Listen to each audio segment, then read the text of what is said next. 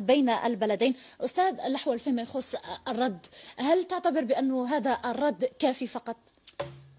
أنا أقول لك والله كما قلت، يعني أشرت أنه هذا رد الجزائر أحسن من رد موريتانيا فيما يخص طرد الدبلوماسي مباشرة دون إعلام السفير. أنا نطالب السلطات العمومية الجزائرية، نقول كفانا من التقرب لهؤلاء الأوباش، كفانا من التقرب إليهم والتستر عليهم، فهؤلاء تجار مخدرات.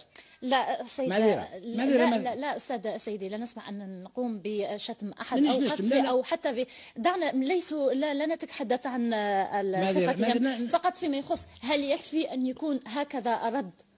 ربما هو درس لموريتانيا. هو احنا وجهنا رسالة مشفرة إلى الآخرين. نعم. لكن أنا نقول لك إذا كان نتكلموا على المخدرات، العالم كله يعرف بلي أن هذا البلدين أصبح مصدر مخدرات. نعم.